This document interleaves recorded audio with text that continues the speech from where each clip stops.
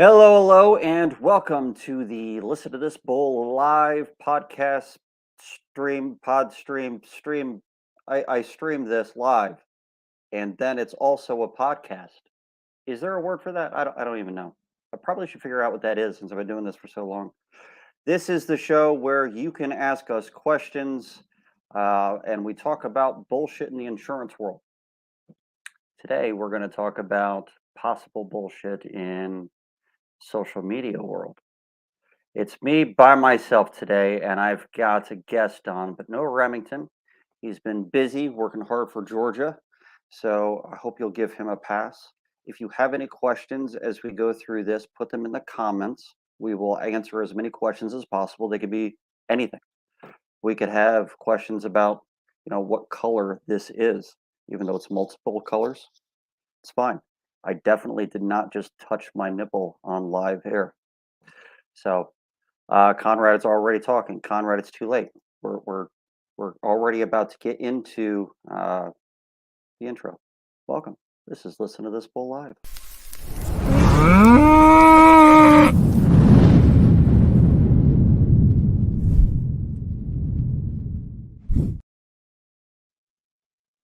That's right. We're not lawyers. So I've got a guy named TJ McCormack in the wing. He is the world's greatest roofer. Guys, I have the world's greatest roofer. He's the greatest. He said so. So it has to be true. I'm pretty sure he probably glows a little bit when you turn the lights off. That's how great he is. So I'm going to pull him on without any further ado. TJ, what's going on, man? Man, that's the best intro I've ever had. What's going on, Matthew? How you doing?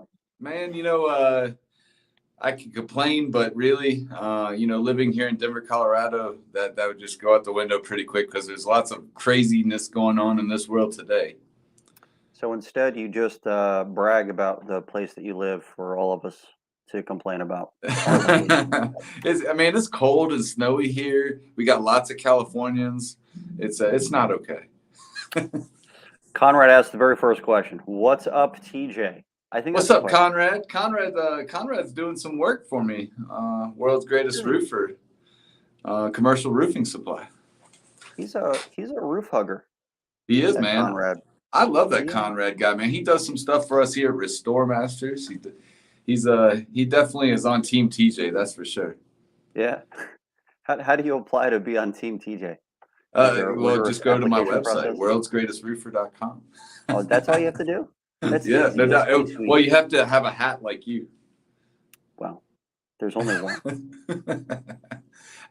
So what's going on in the world of national claims? National Claims Institute is another company that we're part of. But it's separate from Listen to This Bull. It's going really well. We've got all of our roof inspection certification courses well underway. Everything is going well on that front, and I've got 5 or 6 new courses that are about to be put online that I'll talk about very, very soon, but definitely not on this show right now. Yeah, no problem, man. Hey, it's great to be here today, man. Paul says he hopes to meet you when he's out in Denver with John at the end of the month. Paul will definitely make sure to catch up with each other. Frank Dalton, I saw your comment. How's it going? Paul, but definitely reach out to me and let's set something up. Let's go to dinner. All right. So we have to get on task because it's already been 4 whole minutes. Oh, wow. Okay. We are talking about stuff that you do pretty regularly. Yeah. Known by children as the TikToks.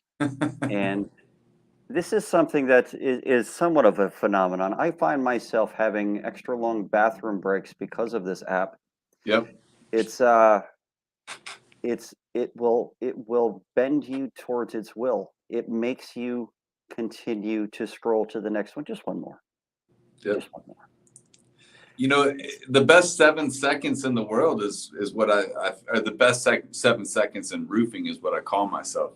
So, if you're in the bathroom for 7 or more seconds, you could scroll through 1,100 of my videos and be there for a while. I don't really know how to take what you just said, but it definitely sounded like a come on to me. Just over so April 1st of 2021, I had been doing TikTok for about 3 or 4 months, and we're coming up on April the 1st here real soon, and Real I soon. found a niche in how to get myself to market, and get myself in front of many millions of people. And right now we're sitting at right around 108 million people have watched my videos. Whoa, Yeah, so that's a lot of people. Is it unique people? 108 million? yeah, it's 108 Unique. million times video has been watched. So how many times have you watched your own videos? We can Um, you know, subtract that. So that's like 20%. I watch it at least 30 times. Every time somebody comments, I look to see how many views I have. You So can't not it automatically plays. So even if you go on there to check it out, it just starts playing. So yeah, yeah. if you've got 100 comments, and that's 100 extra views every time you pull up your own comments. One of the things that I love about TikTok, speaking of views, is that any amount of time matters on TikTok. Not just like if you've only been watching, like Facebook counts it at 3 seconds or more to generate a view or to generate a good view. TikTok starts at 0 seconds, 0.1 seconds. So it really works out. I wonder what YouTube does. Yeah, I'm not sure. But yeah, no. TikTok has been one of the biggest things that's changed my life. It definitely has put me in front of many right people, and we're going to talk about that today. Right, people. All right. So, okay. We're talking about an app that's really, I mean, I was about to say is good for kids and stuff, but there's a lot of not very good for kids stuff on there at all. You know what? Um, Yeah. Not good. Makes me worried about the future with my children. But when it comes to TikTok, there's a perception here Okay. that from the social media, there's one that is like the adult social media. That's Yep. like LinkedIn, right? Yeah. Right, and then there's possibly, I almost said Twitter, could be Facebook, could be Twitter, Does Twitter Instagram, even matter? Snapchat, something else, and then way down here, just lowbrow as hell, is going to be TikTok. So, do you get the bottom feeders for clients when they come off of TikTok? Not at all. Actually, I get the millionaires. I get Are you people from serious? all walks of life.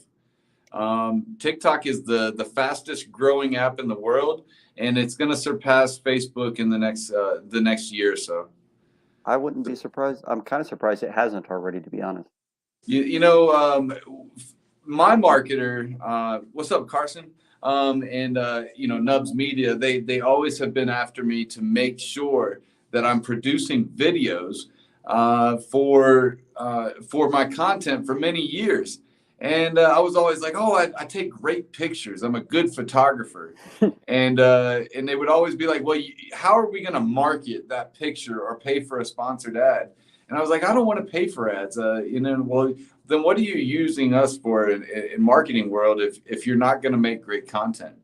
And when I discovered the power of video in any time limit, 7 seconds or an hour long, whatever you want to make your video, I realized that there is many people out there that can learn more about you or feel like they know more about you because they get to see you every day on video. And then when I'm live broadcasting, like I am right now with you on your podcast, people have the ability of talking to me. They have the ability of asking me questions about my day. And then really on every podcast or every live broadcast that I do, I ask people, whose roof can I get on today? And typically I have anywhere from 5 to 10 responses of people saying, come get on my roof right now. Are they in Australia? No, well, I do have Australian followers. The second largest country of followers is the Philippines and then Australia. South Really? Africa being fourth, and then England being fifth. Wow. Yep.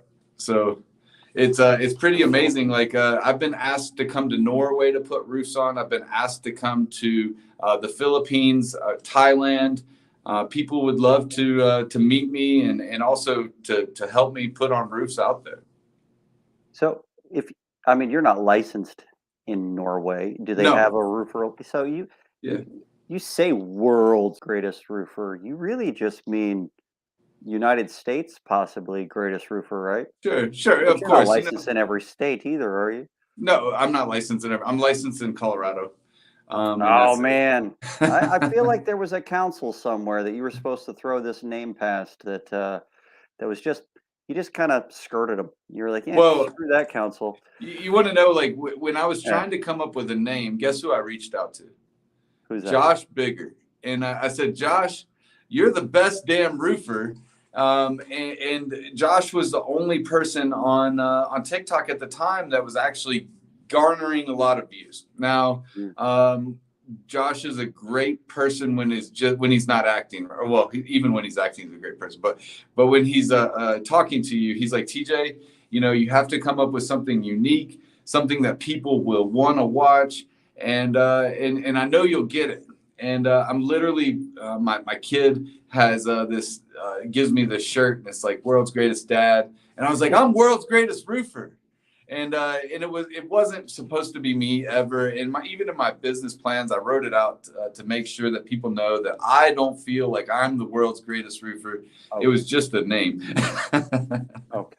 So Yeah. you're self-proclaimed, but not really. Right. Not really. Yeah. No. Really, I'm going to give you a little hint. There's a TV show possibly in the future that's coming out Is that on a a hint or on a what? major network, and the thing that we will be doing is going around the world to all necks of the woods and finding the world's greatest roofers, and I'll be there working alongside of them to interview them to find out what they're doing that makes them the world's greatest. What's going to happen when you realize that they are so much better than you and you just suck? That's okay. You know what? I'm okay with that because I'm still good looking. At least you still have something to fall back on. I mean, that's good My news. mom always said that my looks wouldn't make me money, but here we are, damn it. So where's that baby at? So we went to the doctor today. We're due next week, but the doctor has said that Sophia, that's what we're going to name her. Sophia's going to come at any minute. So we're just I think waiting it's around. okay for you to go ahead and name her Sophia before she comes out. Yeah. Sophia is going to be her name. That's what we picked. I think from month 3. It's already her name, isn't it? It is her name. Okay. I guess there's semantics. I'm just being weird. All right. So, but no, let's talk a little bit about what TikTok has done for me that can also help for other businesses. In the world of business, every single one of well, maybe not every roofer, right, hasn't gone out and knocked on a door before, but typically a roofer starts off as an entry-level door knocker, and they have to put themselves in front of people every single day in order to make a sale. And in order to make that sale, you have to be good at your craft and or your door pitch. And I find myself being, doing the door pitch or the elevator pitch every time I'm on video or every time I'm live to get a business owner or a homeowner or a potential client or recruit to come work for us. I'm selling myself to them or whatever it is that I'm trying to sell to them. So just this year alone, I've had over 250 chances to recruit people since September. We've had over 100 residential roofs come in. At one point, we had 2,500 commercial roofs come in. All of these were leads that were generated because of TikTok. And it wasn't because of Instagram. It wasn't because of who I am on Facebook, who knows me in the roofing world. I went out and organically marketed myself and branded myself in order to garner business because COVID had shut everybody down. And, here in Colorado, COVID laws were out there. They didn't want you door knocking. If you weren't an essential employee, You couldn't be outside of your house. And it made it really hard on everybody in the world who were salesmen, who were used to being in front of people, making those sales. So they did a TikTok video instead, preferably with like really low cut top, and then they were able to get some business that was very they weren't physically there necessarily. Right. So what do they call it? Touch free Touchless. roof sales. Yeah, Touchless. touchless Right. roofing sales. Yeah. I mean, it's one Yep. of those things you can look, but you can't touch. I think Right. that's where that came from too. You know what's funny is that a lot of times people, whenever they say, "Oh, my roof is leaking," because I get a roof leak at least once a week from somebody, and I'll say, "Can you do me a favor? Can you go out and take a picture of your roof?" And I'll get like this much of the roof and the rest of the house. That's how So you can see it from some parts of the ground. right, and I'll be like, okay, well, I'm going to send so and so, and I've referred over 100 roofs out to roofers across the country, because it just doesn't make sense for me to travel to bumfuck Arkansas or wherever. Excuse my language, Facebook. Oh, fuck But 'em. yeah, but really, in the grand scheme of things, if you're on LinkedIn right now, everybody is talking about adult website up here. LinkedIn is promoting TikTok more than it's promoting any other platform. I think that might be the first time LinkedIn was ever described as an adult site. Oh yeah, adult. Well, true. Yeah, it's it's not LinkedX, it's LinkedIn. But but no, LinkedIn is really doing a great job of promoting TikTok. Some of the things that are coming out for businesses is they're actually doing TikTok hiring now, where you can do a 3-minute intro video of who you are. You can give your video resume to an employer through TikTok now. Brands are able to create commercials for free utilizing their platform and get shown to the world. You can promote a post on TikTok now. You can promote a live, like you can actually pay $20 to have more people watch you live. Wow. And you can get in front of over 1 billion people if you want to. I guess it's worth paying for the exposure on some of that. It is. It Yeah. is because what you might get, like if you spend $100 on Facebook ads or Facebook sponsored ads, you might get 1 impression or maybe even 2 impressions or leads, right? On TikTok, you have the ability of getting a lead every time somebody's watching you. And yeah. Well, yeah, for roofing, that kind of makes sense since it's everybody lives in a house or something Yep. that has a roof on it. Yep. So you have a potential client with almost anybody that clicks, or at least they know somebody. Right. There's a lot of different businesses that wouldn't be able to have that kind of Exposure. potential Yeah. exposure. So, what would you say if it was a just hypothetically there was this educational thing that was teaching people a specific trade? Yeah. What would I say about that? Maybe You know they what? teach insurance stuff. I don't know. Yeah, I did a video recently of somewhat similar to what you're describing. And it was kind of a funny video. It was basically asking people if they hated their job and if they wanted to come and we would teach them for a week a new trade. And I got over 10,000 views on that post. Over 140 candidates applied for a job that day. And it was really something. Like it really works. Like we've tested it numerous times. Really sly there, Matt. Yeah, I might be trying to get some free advice. I don't know. I don't know. It's a great idea as long as you if you can get 10,000. Well, there are some people out there that only get a couple hundred likes per post. On some of my posts, if TikTok algorithm doesn't like it, it only shows it to a couple hundred people. But typically on any given week, I'm in front of 100,000 people. And I find that I have to be very responsible with my content because I can get canceled just as easy as I gained all those followers.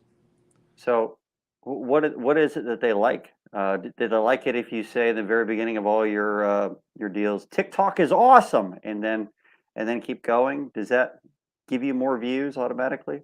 I'm gonna try that. So Eric Obramp has a podcast called "Be Authentic" or "Get the Fuck Out" or "Shut the Fuck Up" or something like that. I don't know. It's get the fuck out. Yeah, Yeah, yeah. yeah. No, I like the guy. Yeah, and that's exactly what TikTok algorithm. It's got a BS meter on it. Listen to this BS meter, right? No shit. Does it really? So it's a not a no shit meter, a BS meter. A bullshit meter. Yeah. So I'm gonna talk to Paul here in just a second. But it knows when you're trying to sell something, and you can't be too salesy, but you have to be really good at creating that content. But it also, you don't want to get caught up making false claims or doing things that just aren't true. So, hey, Paul, the easiest way to go here, I'm going to give everybody a gold nugget real quick. Fastest way to get to 1,000 followers. Okay. So, you guys know that we just started a business. Tommy and I did. Tommy Richardson at Nubs Media. What's up, Tommy? Tommy and I started a business called #roofing, right? So, if you go into TikTok and you go into the search bar, search follow or follow me or follow for follow, and millions of videos will pop up on the screen as the top video that has 1 million likes or whatever the case may be, and you go into the comment section of those videos that say follow me, and you click the like button on every single comment in those follow me videos. When you do that, people will follow you back because when you liked their comment, they know that you want to follow them, and so they'll follow you, you follow them back. And that's how I got to 5,300 followers before that turned into almost 300,000. Wow. That's all I got to do. Yeah. I'm going to hire one of my kids to go into these things and just go. Yeah. You can add up to 250 people per day. You can like up to 250 comments per day.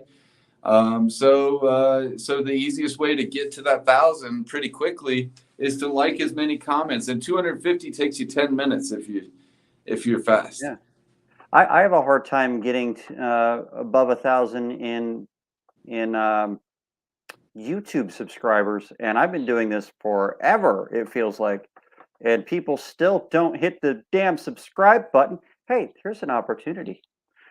There's a subscribe button. If you're watching this on YouTube right now, you should probably hit that thing. That'd be great.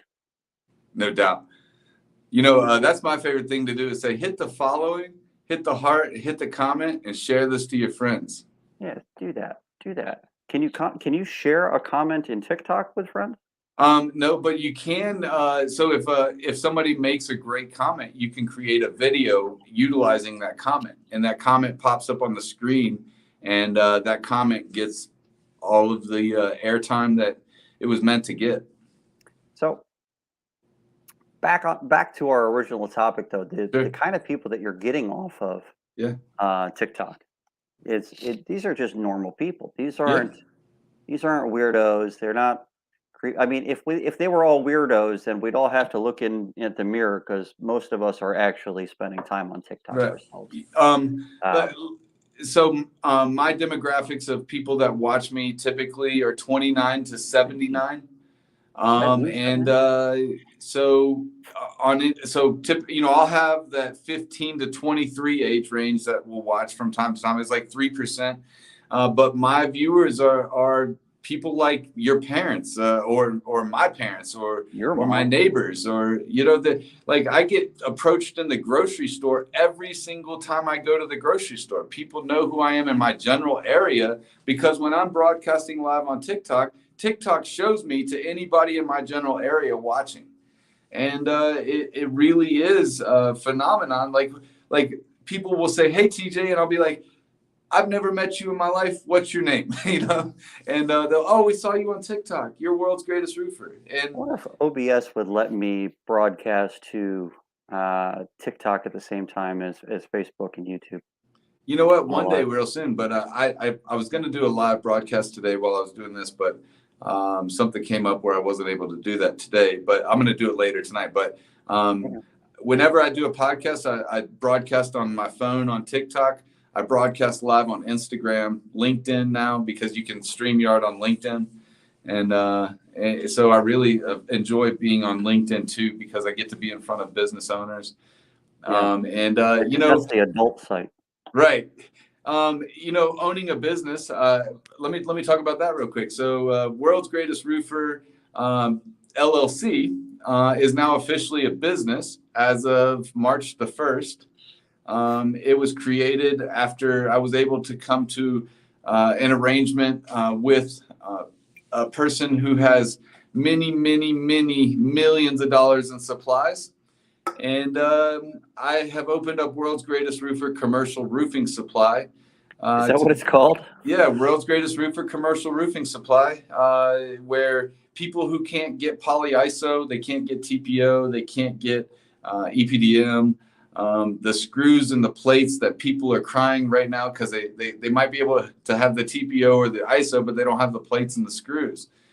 And so I opened up our own shop, and I'm not going to say how much we did this week, but it was one of the greatest weeks I've ever had in my life in business. And I'm excited to be able to help the roofers out there in this world find the supplies that they don't have now. Dude, I can't even get supplies, and all I need is like a square of stuff just for materials for displays.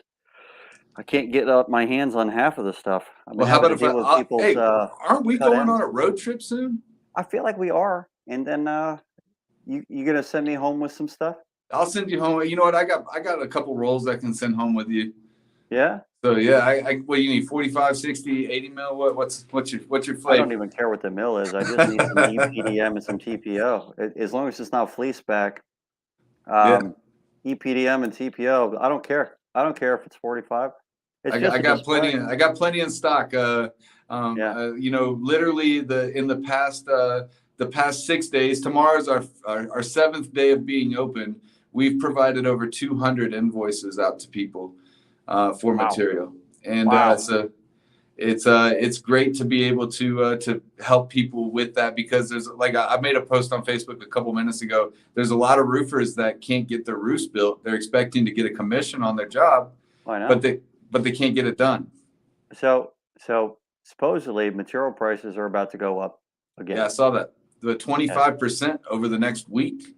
That's what Steve Patrick said. So Yeah. you're a building supplier. You're a supply house. Yeah. Is that likely to happen to you guys too? So let me. I had this conversation with my supplier. I'm a distributor. With my supplier, I had this conversation about an hour ago. My prices on TPO are going to stay the same, no matter what. Now, if I wanted to, I could go in there and gouge. I do not want to gouge anybody. I know that some people have better buying power than I do. They can get pricing that I could never even achieve. But typically I'm at just above 10 to 15% of what the market value is right now. So no pharma bro kind of an experience is going to happen with you. No, not at all. I've got a lawyer. I wanted to make sure everybody knows that I have plenty of lawyers around. And they make sure that I'm not going to be part of some Ponzi scheme where I'm trying to get your money and steal your job from you and take it to Restore Masters and build it. No. As a matter of fact, I really want every roofer to be successful out there, and any help that I can provide them. Now, have I had some craziness? I've had people try to buy 50,000 squares of ISO off of me, and I know exactly what they're going to do with it, right? So, you know, it's all good, right? But my price is my price, and you could pay that price, or you could beat me up for it and say, I can get it for cheaper. Go get it for cheaper. If you can get it. If you can get it, right. I mean, but no, you know, going back to roofing reclaimed, you know, John. Yeah, we haven't even talked about that. I haven't discussed it on the show yet at all. So then I'll let you talk about it. This is your show. Well, I don't like to host my own show. I let my guests do it sometimes. It's kind of nice. Yeah. So we're doing this thing. We're going on tour. TJ McCormack, that's that guy. Myself, that's that guy, and Jen Silver and John Senak. We're going to hit 31 different cities as a part of a group called the Roofing Restored. No, Roofing Reclaimed. That's what I said. Yep, you did. I heard it right. Yep, Roofing Reclaimed. Yep. I don't know. Restore Masters. That's where Restore came Oh, from. yeah, yeah. It's stuck in my Sorry. head. Yeah, your shirt. I read Yeah. it automatically. Roofing Reclaimed, which is a way I better should have name been the than world's Roofing greatest Restored. master. Yeah, you are. Yeah. I'm not. Just take off the roof here. World's greatest master. Yeah. There you go. World's greatest. Whatever. World's greatest. So, we're going on tour to discuss the retail model for roofers in order to attempt to right the insurance industry around it, because there's a lot of bullshit that goes around, mostly in roofing claims, and a lot of it is tied to the problematic contingency contract model and how that has developed. I mean, if you notice in the insurance world, almost every law that's being written, all the bills that are trying to be passed that are anti-consumer for property insurance, it all discusses roofing contractors. Yep. Roof-related items. Policies are getting longer and longer because they're adding language that describes roof components. Yep. Roof this, roof that. It's all tied around roofs. So it's clearly an issue. There's too many claims, most of them being frivolous, and the amount of time and overhead that the insurance carriers are experiencing as a result of supplement individual line items over and over again instead of dealing with bids as a whole has led to a lot of additional overhead for them that they have to compensate for, and a lot of ammunition for them to go to departments of insurance to get approval for their rate increases. And there's some diabolical natures to what they do as well. This is definitely not all on contractors, but it is a big problem. But if we can go back to the way things were, which was a retail model, if roofers can do what roofers do and stop dealing with the insurance companies, then we're teaching how to go about doing all that. Yeah. And we can actually start to make things turn back the other way, hopefully. There's so many roofers out there that have tried to change the world. Oh, we're going to change the way that roofers do things, right? And it's really great that we got to this point. Now we're having to go back to learn how to change back to the way that we used to do things, minus the drugs and alcohol. But real quick, Remington posted in here that he misses you guys. He's my co-host. He's currently fly. He's fly as hell. That guy. Oh, he's fly working. That might be a thing. I'm currently fly working on Reform Substance. See you next week, fam. He's working hard on Georgia stuff right now. So. Nice. That's awesome. Dude, keep doing what you're doing. I can hold down the fort. You're kicking ass and taking names, and we'll tell people about it probably tomorrow. So the 31 city stop is going to be 8 hours, 8 hours of instructional training in every city, and I think you're going to get some lunch on us. Maybe get to meet us, hang out for a bit. Lunch was included. You guys can come in. We're looking to fill these rooms in all the different cities that we are having. We'll have a list of those stops very soon. I think our very first trip is to Atlanta. The ATL, which is fantastic because that's my backyard. Remington, I'm sure, will end up stopping by and talking, and we'll have some fun with this. But ATL being the very first stop is definitely something I'm very, very happy about. I don't remember the first date, and I can't pull it up on this particular computer. April 25th. 25th. Thank you. Yeah, April 25th in Atlanta. It's gonna be that first few days is gonna be Atlanta, Nashville, Louisville. Yeah. So we're coming to the Music City, and then we're going up to. Making our way around. Yep. Right, and then we're going to go right back up to the top of the East Coast and then back down. So it's. But you know what we're doing that most roofers don't do. We're going to California this year. We are. Roofers don't go to California. Are we going to California? We're going to San Diego in August. That's right, San Diego. We are going to California. I'm excited about that. I've Yeah, never been to California. yeah. We're gonna do That'll be pretty cool. Portland. We might get killed there. Yeah. I don't know. There's a lot of stops that are a little bit shady. It's gonna be great. Yeah. They were like, we need to go to Detroit. This guy's name is Dirty Rice. Hey, Dirty Rice, we're going to have a link. The website is being finished as we speak. Jen Silver's great website designers are working on it right now. And Yeah. we're going to be able to share that link to everybody. But ATL, April 25th. Who's buying me dinner? I'm not. Oh, okay. All right. But no, let's talk about something real quick. We're gonna go. We got off topic a little bit there, but a lot of people are paying marketers, which is great, right? I love marketers. I own part of Nubs, right, with Tommy, and sometimes marketing isn't for businesses. Maybe they have a lot going on. Maybe they don't want to be the ones who go to market on their Facebook or social media or Google, whatever the case may be.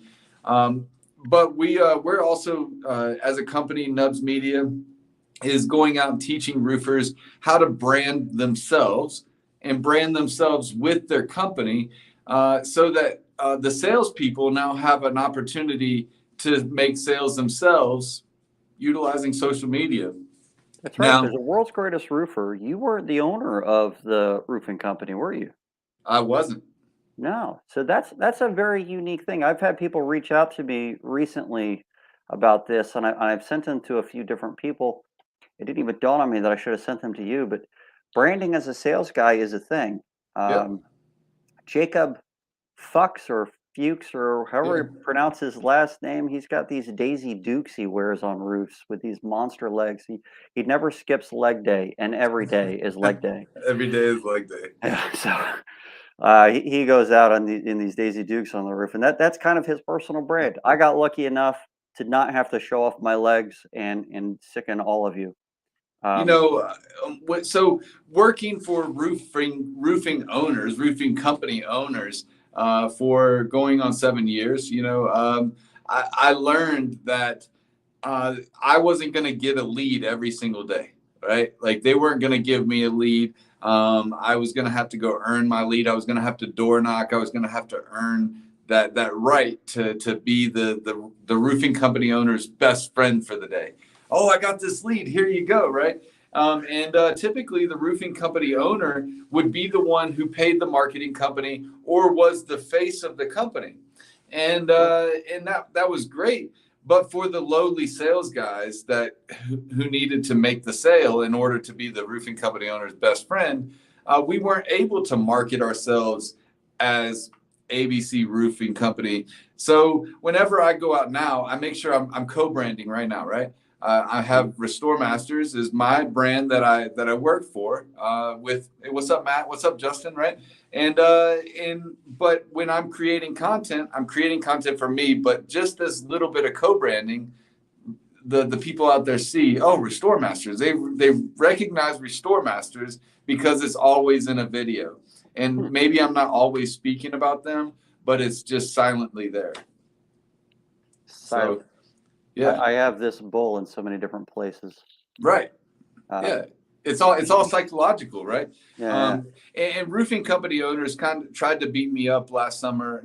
They didn't physically try to beat me up, but they tried to beat me up because what I was trying to do was show them that, hey, why don't you go brand with your sales guy? Why don't you go be in the video with him? Why don't you go, let's not just talk about what color that shingle is, because fucking weathered wood is great, right? Let's talk about how that roofing salesman took his pitch from the front door and got on the ladder and got on that roof. Now let's talk about how he made that sale, and then let's put it on camera because people find that type of stuff interesting, DIY, if you will. Yeah, but don't dance on steep pitch roofs. That is dangerous, you guys. Yeah, it's so dumb. I won't do it anymore. I try to stay on flat roofs now. They make more money. And anybody out there that's out selling shingles, you're doing a great job. But commercial's where it's at. If you're not selling commercial, there's plenty of $5,000 roofs for you to sell. But if you want the real money, go to the big ones. If you need some training on what to look for, I know a place. Yeah, I heard about it. Yeah, it's a thing. Yeah.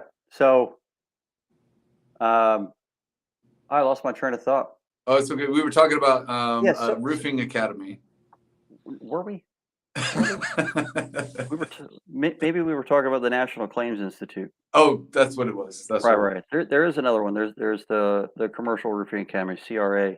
Yeah. That's Eric and Paul and Steve. If you're out in Colorado, make sure that you come out and meet me on Thursday. I'm going to be at the Colorado Roofers Association trade show, and I look forward to seeing everybody out there. Yeah, that'd be cool. And then you guys can dance on flat roofs all you want. I mean, that's fine. We can dance on flat roofs all we want, as long as it's not my bit. Well, you could still. Yeah, but I don't want to on your shoes. I don't want to scuff it. Yeah, it depends on the shoes. I mean, if you're wearing like Crocs or something, it's not too hot, not too cold. It's just right. So Matt, tell me something. What do you think is going to be one of the biggest changes in our industry over the next 5 years? Well, I think that there is a cliff. There's a cliff. We're going real close to it. We're gonna come to the edge of that thing, and if we don't make a change, if roofing as a whole doesn't make a change, then we're going over the cliff, and that segment will disappear. No one will have coverage and policies anymore, and everybody will end up being forced into retail. So if we don't switch to a retail model before we're forced to, then we're going to end up going over that cliff. I've always been a storm chaser. I love chasing the storms. Working for Restore Masters has taught me that, putting a building in a certain market instead of chasing that storm, it makes more sense. And I'm not saying that the storm chasers are wrong, but here one day you're going to have to learn how to sell retail because there's not going to be anything such as storm chasing any longer. If we don't fix it, then the policies will just keep getting stricter to the point where it's going to take a total loss scenario for you to get coverage for a roof. But if we can stop the contingency model, right, and how that is applied and move towards something similar to what Jen Silver is teaching, I think that can solve a lot of issues. There's a lot of problems with departments of insurance not understanding the things that they're allowing in policies and how they're being applied. And there's definitely a lot of misapplication of policy language, right? Which is something that I talk about constantly. There is a ton of misrepresentation in the insurance world, and it's all bullshit. It's all bullshit. Yeah. But on our end, on the policyholder advocate side, there's just as much bullshit going on, and we have to be cognizant of the fact that we're creating this monster. Yeah, I had to get insurance this week for the first time in my life, owning a business, and I found it very daunting because I know a little bit about insurance, and I was like, so you need to give me this coverage, you need to give me this coverage, and they're like, how do you know this? And I'm like, well, I've worked with a few business owners who've lost all of this, and they're like, well, you're at $5,000-6,000. I was like, well, I'm going to be at a loss of millions if I don't. So, yeah, you definitely have to have some of those coverages that used to be part of every policy, and they're separated now as additional coverages that you have to purchase separately. But that's to get the cost down real low. Everybody purchases insurance policies based on price these days. Yep. The stupidest thing about it, though, I purchased health insurance today because my family finally moved to Florida. Sure. And so we had to go through the health insurance market, and I had to redo the application and go through the nightmare that is healthcare.gov. But we did it. And you can actually see what the coverages are, but you can't see the actual policy. And the same thing is true for property insurance. You can see what your coverages are. They'll give you a copy of your deck page, but you can't see the actual policy language. And that's a big problem for property because every policy is written completely differently. Yeah. And so if you can't see the language, it doesn't matter if it says you have coverage for this, if you have coverage for that, but then you read the policy language and it's ambiguous enough that they can say no anyway, then you're not buying anything that's worthwhile at all. There are Yeah. policies out there that literally have little pitfalls in them. The current companies aren't using them yet, but they're Right. there and they They're could trying use them to. at any point. That trigger is there where they could say, nope, no more coverage. In Yeah. fact, none of the policy has coverage. If we start applying this one trigger that's just kind of hidden in there, it's there, it's waiting. Yep. Luckily, they haven't gone there yet. They're going to, though. They You could. know, Florida is very close to putting in that right to repair. They're already putting right to repair in a Right to lot of. repair is in almost every policy nationwide. They have an option after a Well, loss. Either they can repair the property yeah. or they can pay to repair the property. If they Right. choose to pay to repair the property, then the confusion is whether or not they're allowed to force someone to use a specific contractor. Yeah. They get around it very easily. All they do is they put an option in the policy. They say, well, we aren't requiring you to use this contractor, but if you do use this contractor, we'll give you more coverage towards your fungus, or we'll give you a smaller deductible, or pay your deductible off completely. So they give you a benefit on top of it for using their option. But it's an option. It's not a forced thing. You know, And so they get around so much of that shit. I came from managed repair. That's where I started. A lot of Did you? people know that about me. I started at Mad Sky. I was a recruiter and a trainer for Mad Sky. And I don't have any problems. That's why I don't like you. Man, it's been You know, bothering me for so long. back in the old days, there was some great people like Reggie Brock that worked there. There was Reggie Brock worked for Mad Sky? Yeah, Reggie Brock was the original recruiter for Mad Sky. I did not know that. Yep. But what I I'm have talking about, talked so much shit about Reggie without knowing it was Reggie. yeah, Reggie was great, Like man. a lot of Reggie shit. I learned a And now, lot from, I and now learned a he lot from Reggie sponsors because, NCI and gives us free materials for all of our displays and stuff. And he doesn't even know that I used to talk shit about him without knowing I was talking shit about him. back in 2015 and 16, Reggie would get on his camera every day. And Reggie was the original roofing guy that people watched live, right? He would go live and he would just have these great covers. He's very evangelical. And he would inspire roofers. There were a bunch of great people. And you know what? Next year, there might be Austin Blumquist, right? He's roofer TikTok. Maybe people will watch him. There's always going to be somebody that people are always watching for inspiration.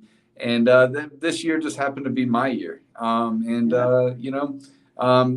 going back to what I was saying about the managed repair programs is that managed repair programs are okay if they're going to pay the roofer the right amount instead of trying to cheat them to 40% out of the claim, right?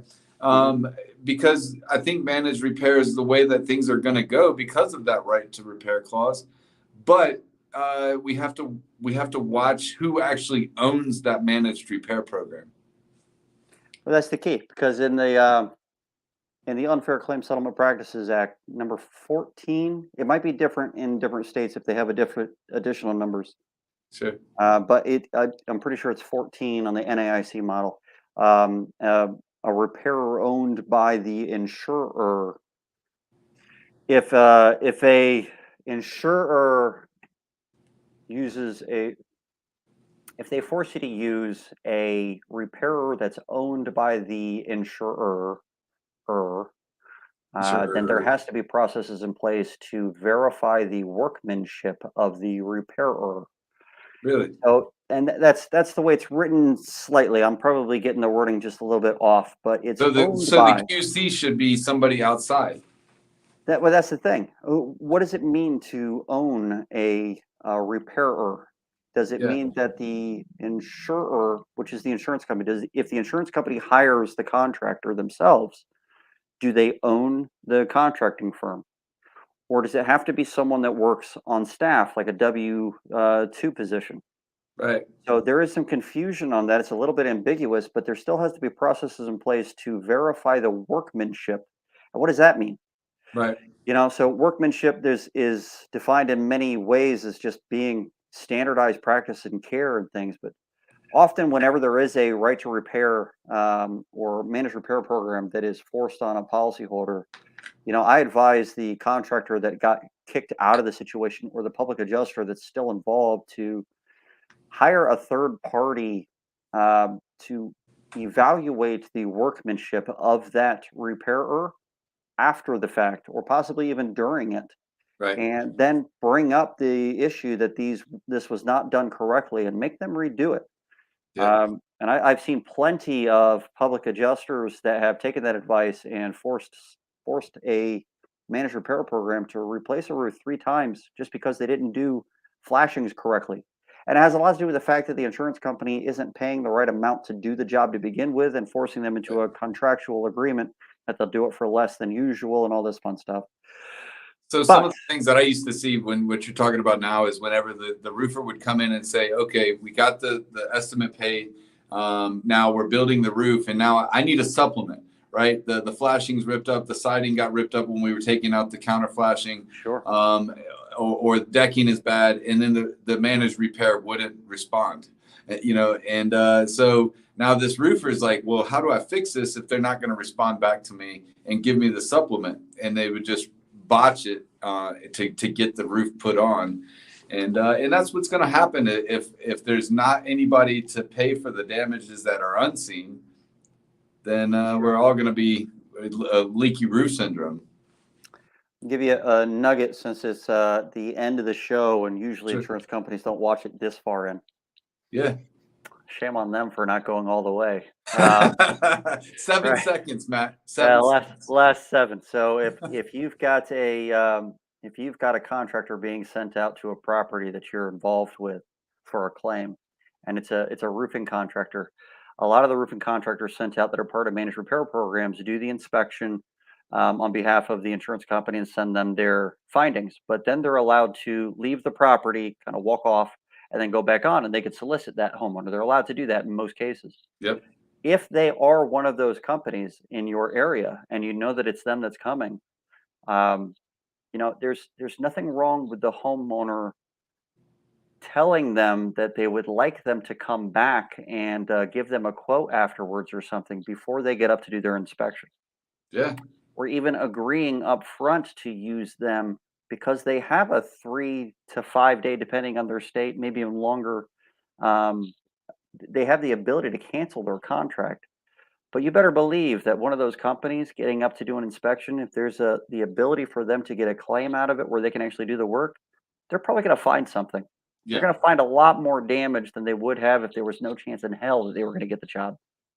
Wink, wink, hint, hint. Yeah. Just saying. It give happens them every reason. Every single roof that I ever sent a contractor to, they always found damage. Every single time. They always seem to. Why would I want to waste 2 hours out of my day to drive there, inspect something, not find damage? Oh, it's good. I mean, if you're going that far, you're going to find something, right? But a lot of these ladder assist companies, they're overbooked, so they have 10, 15 minutes, and most of that time is taken up with them having to go through an app where they have to take a photo in certain orders. So they're not really spending the time looking for damage. They're spending the time taking the overview photos and writing information in. And they have 10, 15 minutes to get done with that and get out. They don't have the time to do anything. But if there's a chance that they could get a deal out of it, they'll slow down. Yep. Well, Matt, it was great talking to you today, dude. Yeah, you too. Yeah. It's been a interesting episode. I really was hoping that you were going to say that everybody that comes from TikTok is just pure garbage clients. I'm not, because they're missing teeth. They look like they're from Waffle House or something along those lines. Not that there's anything wrong with Waffle House. It is delicious food that is really good for hangovers. I have probably at least 5,000 roofers or maybe more than that follow me on TikTok. I'm glad that they're there. Facebook is kind of dead when your only circle is roofers. And it's great, right? I love roofers, don't get me wrong, but you guys aren't going to buy a roof from me. And just remember that there's other websites or social media platforms out there that you can talk to other people besides roofers. I need to be able to broadcast this show to TikTok. You can. I'll teach you how after we get off this call. It's really easy, but you got to get to 1,000 followers. Yeah, well, yeah. I'm gonna actually put my kids on the gold nugget that you told me about earlier. Yeah. All right. Well, Roofing Reclaimed, April 25th. I can't wait to see everybody out there. If you need Atlanta. building supplies, please come and see me. worldsgreatest.roofer.com, and How far do you I'll ship? get you all of the ISO and TPO and Piranha plates that your and Rhino Bond plates that your heart can desire. And you'll ship them all the way to Florida? I will ship them all the way to Florida. My shipping typically is like a hot shot, or if you can find a better delivery service, then we'll utilize that. But I don't charge anything extra on delivery. Hot shot is $3.50 a mile. So I got you. I got you. Yeah. But if that's the only way you can get it, then that cost is associated with reasonable and necessary. And yeah. So a lot of I'm telling roofers now, you just take my invoice to your insurance carrier. And my prices aren't more than they're supposed to be. They're not gouged prices. I'm working on talking with Xactimate now to get my prices entered into Xactimate. But as Steve Patrick was saying earlier today, it looks like prices are going to go up as much as 25%. And it's unfortunate that we're going to be there because we thought COVID had beat us up. Now this war is going to beat us up even more. War is good for inflation, though. Yeah. We just have to get through the first part. Right. Well, we got to get some more oil somehow. So there's that too. Yeah. All right. Well, I'm going to kick you off. It's been a pleasure, TJ. Love you guys. For being on. See you guys soon. Thank you so much for having me, man. Finally had you on. Finally. We've been talking about this for like a year. See you later. That was TJ McCormack. He is way smarter than he looks. I know. He kind of looks retarded. Yeah, what are you going to do? I'm a jerk, though. I look like an asshole. What are you going to do? If you get a lot out of this, please like and subscribe and share and follow and do all those things. And hopefully TJ will actually tell me how to do this on TikTok, because that would be really cool. As soon as I get to 1,000 followers, I know I can go live on there. I don't know if I can stream it through the app that I'm using or have to change some things up, but that would be pretty neat. If you are looking for ways to help out the channel, we don't make any money with listening to this bull. So we do have a Patreon account, patreon.com/L2TB. That's that there. I'll post it up on a little banner real quick. Patreon.com/L2TB. We have consulting services through that. And you can also just donate to the show, which would be great. We will have the merchandising up soon. We've hit some weird technical issues on that. I know everybody wants one of these shirts. It will be up very, very soon, I promise. There's also the pitchpromovement.com/Matt if you guys are looking for mentorship type program for roofers and possibly public adjusters that also knock on doors. This is a great program for both of those. I am one of the mentors on there that talks about how insurance works for different things. So you've got patreon.com/L2TB and pitchpromovement.com/Matt if you would like to help pay for this channel. I really appreciate you guys, and I will see you next Tuesday at 6.